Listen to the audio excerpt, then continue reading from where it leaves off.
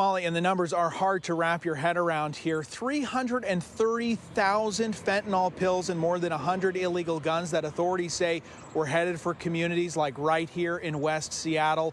While the top prosecutor here in Western Washington says it's a significant bust, he admits it will only slow and not stop the flow of deadly fentanyl.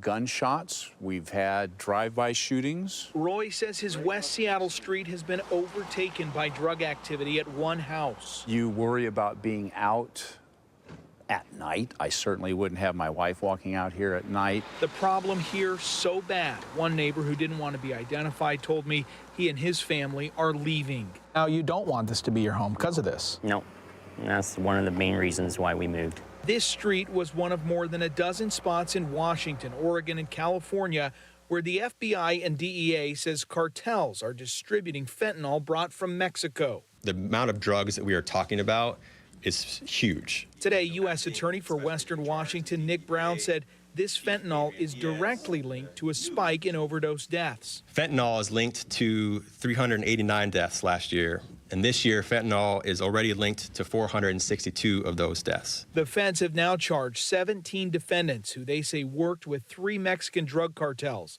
Potential prison terms are measured in decades. We understand one pill can kill. We always say that because we don't know if it's got a double amount of fentanyl in it. Seattle Police Chief Adrian Diaz says drugs and illegal guns fuel a deadly cycle and push nuisance property crimes affecting quality of life for everyone. They're having to steal just to keep that habit going. Their customers, again, would park all over, leave their junk all over the place, sell stolen goods from their cars, and just intimidate the neighborhood.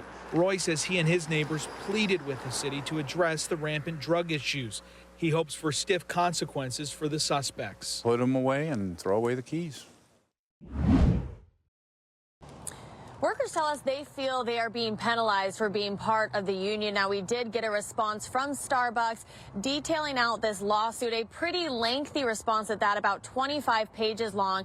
Now, the coffee giant says that all stores with unionized workers are required by law to negotiate their own contracts with the company. In addition, employees can't be awarded benefits outside of those negotiations. The benefits unionized workers claim that Starbucks isn't offering to them include wage increases and more tipping options. Attorneys representing the workers say that the company's actions are violating a federal law.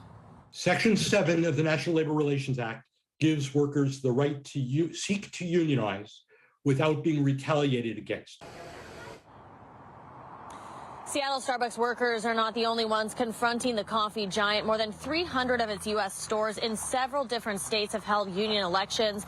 80% of them voted in favor of unionizing. Now, at this moment, Starbucks is facing more than 325 unfair labor practice charges. And the lawyers who are representing this lawsuit say that court hearings have been happening all week long, and a decision could be coming in the next couple of months. Live in Soto, Hannah Knowles, KOMO News. Those gusty winds are expected to clog storm drains with falling leaves as that storm moves in. KOMO's Theron shows us how utility crews are asking you to help prevent urban flooding.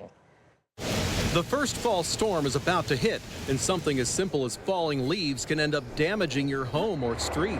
That's why Seattle Public Utilities is asking people to help out, clearing leaves from storm drains. Well, we have over 33,000 storm drains in Seattle, so really our crews can't be everywhere. We like to concentrate them on keeping our critical routes open and our arterials and areas where we've seen flooding before.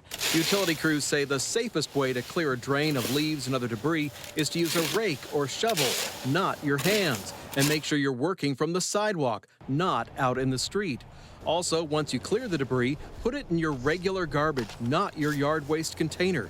That's because the stuff you clear out of the drains could have garbage or other pollutants that collect in the road. SPU and other utilities around Western Washington say they are geared up for whatever the wind blows their way. We're dispatching our crews to some of our critical routes and some of the areas across the city that are prone to flooding. Theron Zahn, KOMO News. Again, utility crews say only to clear those storm drains if you can do it safely. This fall storm could also impact traffic. Hi, everyone. I'm Preston Phillips from KOMO News. Thanks for checking out the KOMO YouTube channel. You can see more of our videos right here by clicking on the video links for more news from the Seattle area and Western Washington. Oh, and don't forget to click the subscribe button below so you don't miss our YouTube updates.